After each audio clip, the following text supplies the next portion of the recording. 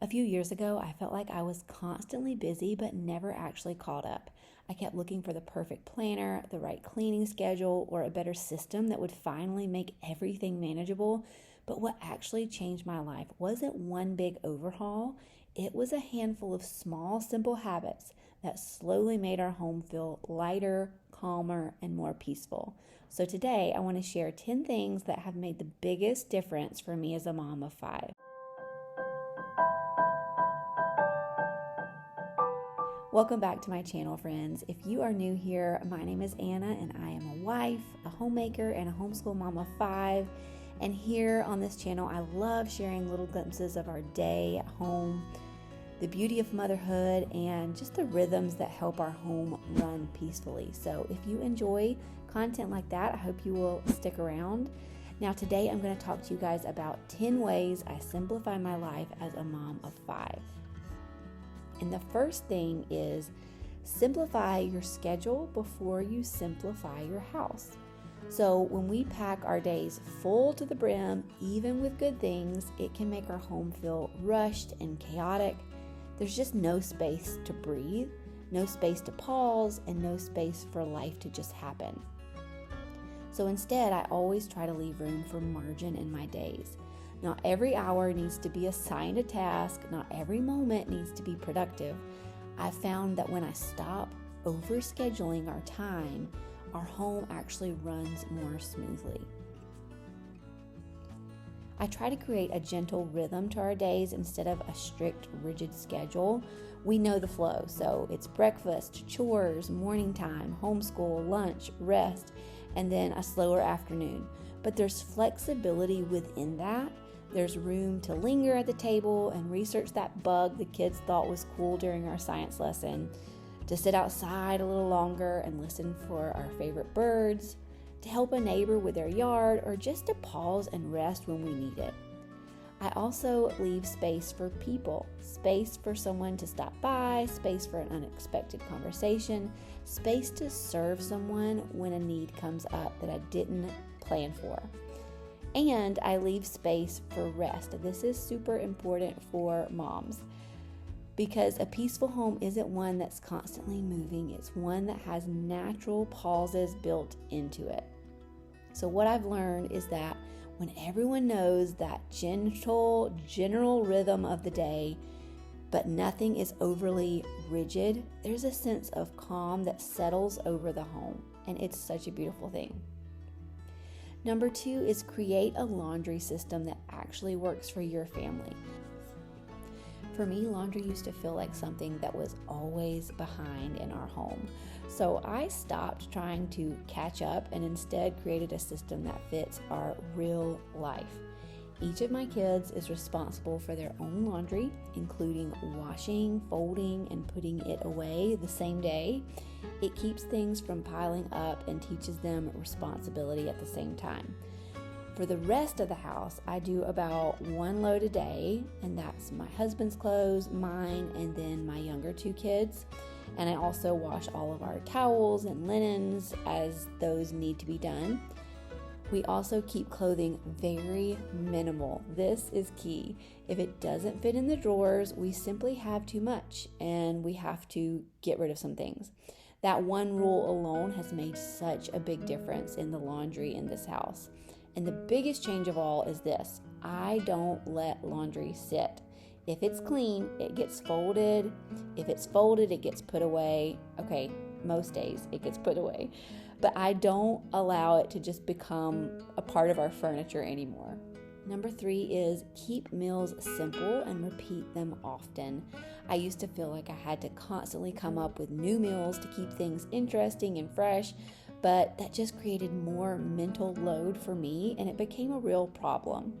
Now I focus on just simple, repeatable meals that our family actually enjoys. I love to schedule some food prep into my days a few days a week. On one day, I might cook a whole chicken in the Instant Pot and shred it to make chicken salad for our lunches for the week. On another day, I might make egg salad for lunches. On another day, I might make muffins or granola bars for our breakfast for the week. I also like to take one night a week and double that night's dinner We eat one and then I put the other one in the freezer to have for busy nights in the future. I try to keep breakfasts and lunches especially simple. We rotate through simple favorites so I'm not constantly deciding what to make. And honestly, most days it is sandwiches unless I am feeling creative that day. I love trying new recipes, and I do that occasionally, but for the season of motherhood that I'm in right now, I'm just finding that simple, repeatable meals that I know my family loves just leads to less decision fatigue, less stress, and more peace at meal times. Number 4 is declutter regularly instead of doing big, overwhelming purges. I used to wait until things felt completely overwhelming and then try to declutter everything at once, but that always felt exhausting and unsustainable. Now I do it differently. I set a timer for a short amount of time, usually 30 minutes, a few times a week, and just do a little bit at a time. We keep a donation basket or bag in the dining room, and as soon as something doesn't serve us anymore, it goes in that bag. And then when the bag gets full, it gets donated. And I've stopped holding on to things just in case. If we're not using it now, it's okay to let it go. It is okay. Another trick I have is to ask myself, does this serve a purpose or bring me joy? And if the answer is no, it goes. Keeping our things minimal and decluttering regularly has made our home feel less cluttered and so much more manageable. Number 5 is keep toys to a minimum. So this goes along with decluttering a little bit, but I feel like it deserves its own point. I really have to be vigilant about the toys in our house. With 5 kids getting birthday gifts and Christmas gifts, the toys just add up so quickly around here. So I have to stay on top of it, or we would just be swimming in a mountain of toys. And one thing I've noticed is that fewer toys actually leads to better, more imaginative play, especially with my kids. I like to go through the kids' toys every couple of months, and if something hasn't been used in a while, or it's broken, or it's just downright annoying, I don't hesitate to let it go. And when it comes to gifts, I really try to guide family members to purchase gifts that add value instead of clutter to our home, like experiences, books, wooden toys, things they can use for homeschool, or things like Yodo cards and audiobooks. I have no problem throwing out toys I know my kids don't care about, but if it's something I think they might be sentimental about or something they really love, I will oftentimes put it in the donation bag and let it sit for a month or two to see if they ask for it, and if they don't, I toss it. And I would say about 9 times out of 10, they never ask for that toy again. Number 6 is spend less time on your phone. And I know I talk about this a lot, but I think it is so important in this day and age.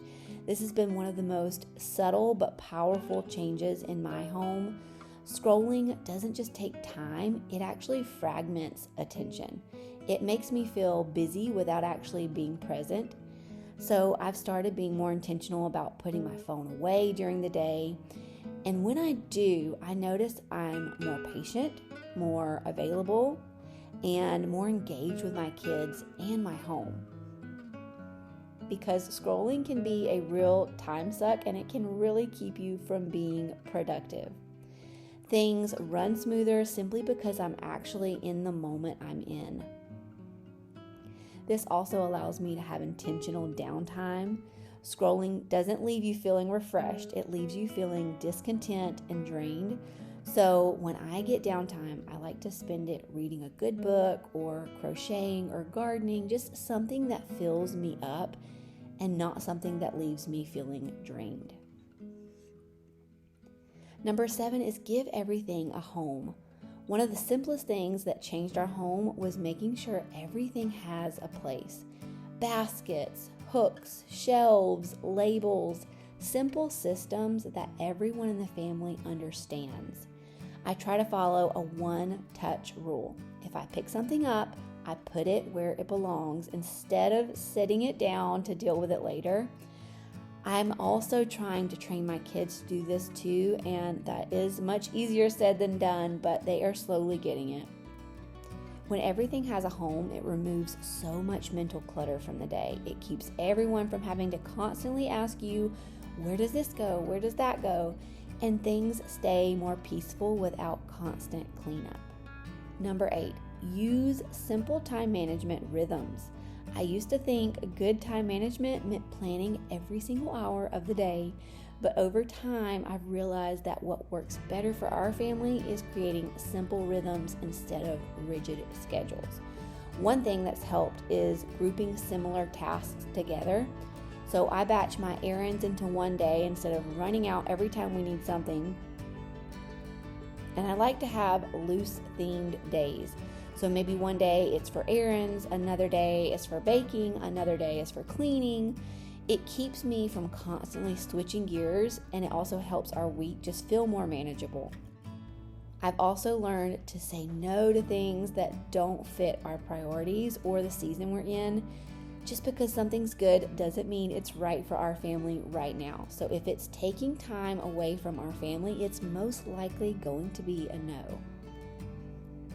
Each evening, I'll spend a few minutes looking ahead to the next day. I plan anything I need to for homeschool, our meals, any to-dos that I need to get done. It all gets written down. And having a simple plan means I wake up with purpose instead of feeling behind. For me, that's what good time management really looks like. It's not squeezing more into the day.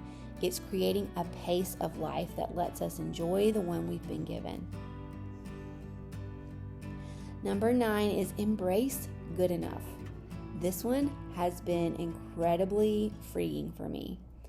Clean laundry is enough, even if it's not perfectly organized. A simple homeschool day is enough, even if we didn't get to every single thing we had planned. A quick dinner is enough, even if it isn't Pinterest perfect or made from scratch.